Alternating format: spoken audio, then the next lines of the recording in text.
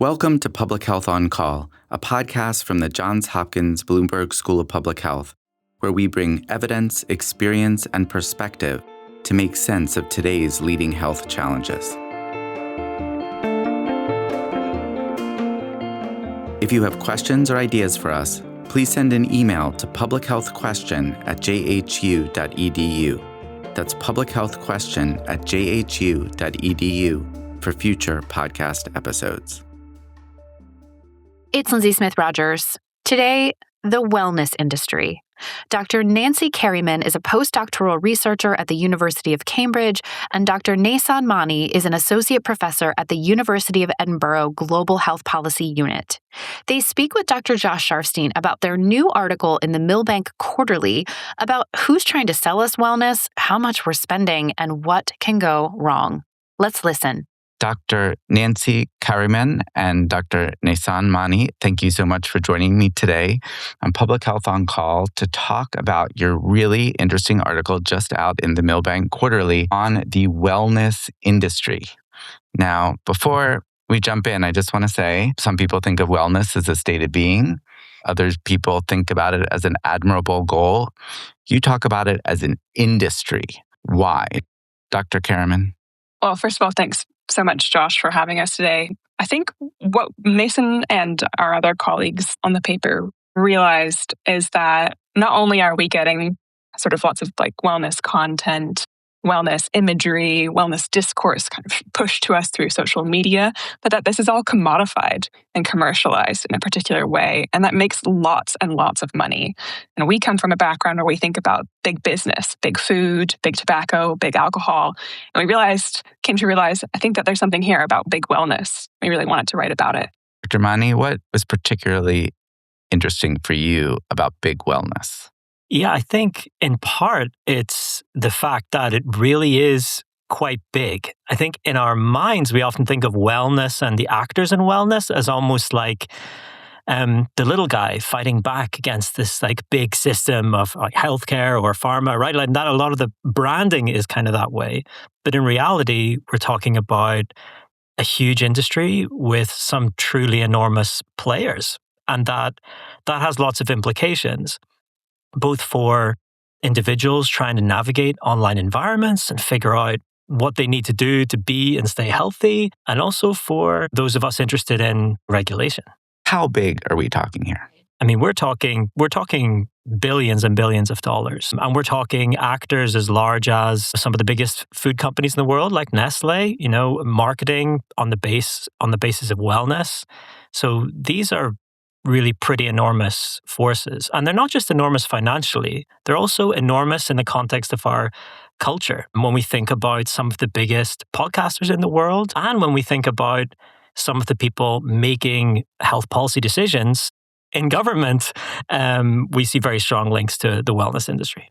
So, Dr. Karreman, how do you define this large industry? Who's part of it? Who's not part of it? Who's in the circle? Who's out of the circle? Well, that's probably the hardest question. I think that wellness is this sort of really diverse space. We see this in terms of like the products, for example, and the sectors that are involved. We've got the fitness industry, we've got supplements, we've got yoga, we've got things that are further off to the side like peptides. There's all this sort of huge space. And I guess what we did, or what I do in my mind when I think about this, is I think about it as the point here is to sell me something that either keeps me healthy, right? So generally, which is really generic, or optimizes my health in a particular way. So anything can really fall under the bridge of wellness. And that's where the intersections are really interesting, right? Because we've got also these big industries like social media. That's not a wellness industry per se, but it's the way that wellness is increasingly commercialized and sort of popularized in today's sort of contemporary landscape, both in terms of social sort of systems and politics and policy making. And do you differentiate wellness from maybe the traditional medical system? Is that like a key differentiator here, that wellness sort of stands outside and says, sure, when you're sick, you can get treated if you want by a nurse, by a doctor, by a hospital, but this is what it takes to stay well, to avoid that world? Yeah, I think I agree with that largely. I think that there's this sort of idea of a gap in treatment. So ways that the healthcare systems, institutions, and even science fail, quote unquote, populations, right? And we know that, yes, there's lots of issues with our healthcare systems, et cetera, but that wellness is kind of positioning itself in this gap, whether it's around prevention or treatment or even optimization beyond the norm, things like biohacking or body optimization, for example.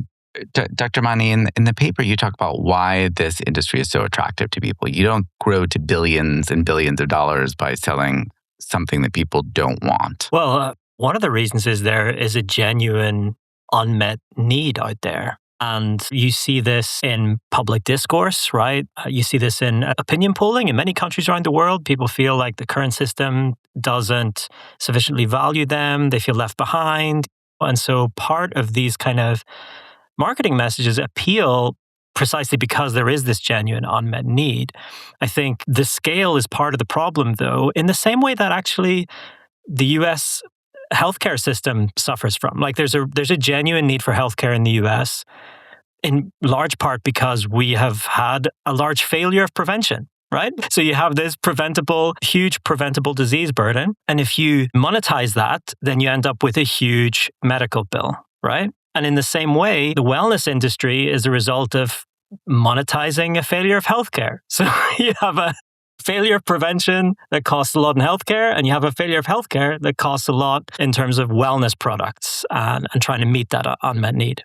So, yes, Nancy, do you have something to add there? I think a lot of the times what wellness businesses and wellness sort of marketing engages in also is that you're never going to be able to meet that need within these traditional systems. And so you have to stay within the wellness space. So it's almost this dual movement of here's a product for you, and also you should not be engaging with traditional medical systems or biomedical approaches. So we see this, for example, with the marketing that our co-author, Marco Zanoni, has done a lot of work documenting the marketing of cancer supplements to people who are experiencing like extreme, harm in their lives and being told, you shouldn't engage with chemotherapy or radiation. You should just have this juice cleanse, for example. And that's where we see the sort of hard end of the harm. Well, now we're getting to a little bit of the rub, because I was about to ask you, so what's so wrong? People are getting information on how to stay well.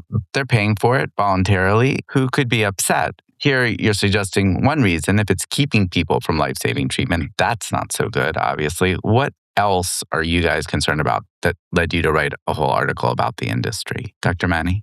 Yeah, so part of the concern is the fact that wellness and the wellness industry is playing out and being marketed on social media platforms with very, very powerful algorithmic targeting. So basically, if you Google, and as some of our previous papers have shown, if you Google stage 4 cancer or cancer diagnosis, the hits that appear at the top of your Google search are sponsored hits because these companies can pay to appear at the top of such hits. If you say on a social media platform that you've been diagnosed with cancer, very rightly, because that will be a way of getting some public support, of people expressing their solidarity with you. You'll start to see, and our research has shown this, you'll start to see personalized ads targeted at you saying, have you been told all hope is lost?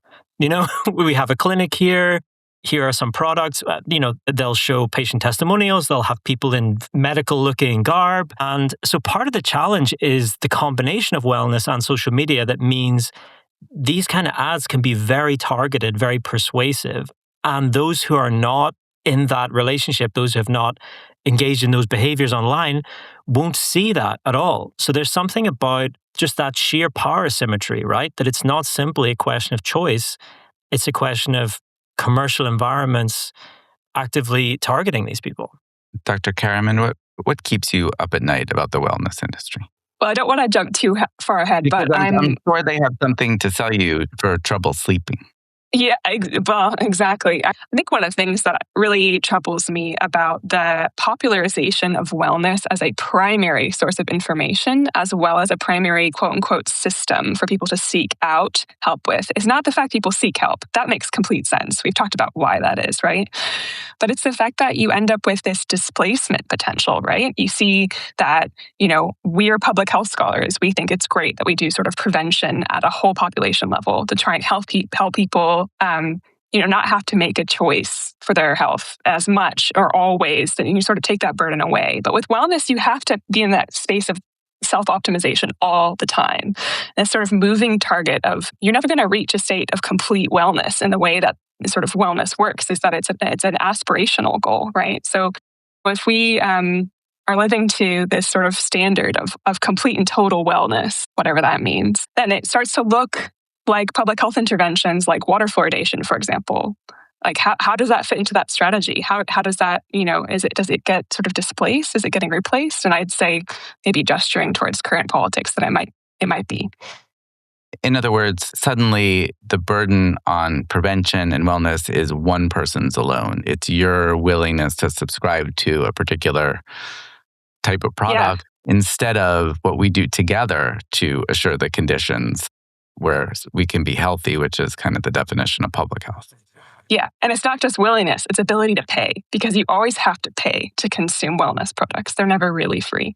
Now, at the same time, I'm not reading your paper to mean that there's nothing of value in the wellness industry. Am I correct in that, Nason? Yeah, 100%, definitely. And what we tried to do in the paper is acknowledge the breadth of wellness, right? That it includes a whole range of practices, and a range of those are very positive. And there is definitely something very positive about being able to access beneficial complementary therapies. The challenge is the scale, the marketing, the industry, I guess, failing to see that and bunching it all together as, wellness is just my neighbor who's a yoga instructor, rather than these much bigger forces and movements. So that brings us to the question of what to do.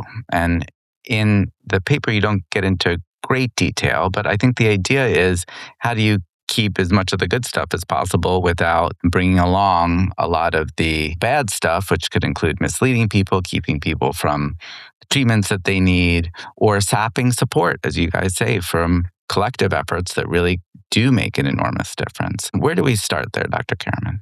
Well, I think that there's a sort of maybe multi-layered thing going on here. So first of all, there's the ways that we verify or certify information claims online. So right now, we've seen in the headlines all the time that social media platforms are rife with information that's not properly verified, it's not evidence-based, and it's by and large goes unchecked. So there's ways that we can try and do that more effectively. And other people than me will know how to do that best. But that's one thing that I think is the sort of first line of defense. But I would suggest actually that staying on that sort of information level is not enough. And it probably speaks to some of the things that we've been talking about more generally, which is that we need to strengthen our healthcare institutions and systems. We need to rebuild trust in public health. We need to address health inequalities. These are not easy things. I don't bring them up as like quick wins, but they are the things that largely we've known for decades. I mean, everybody sort of knows this stuff, but it is kind of the ultimate real sort of solution underneath all of this driving forces.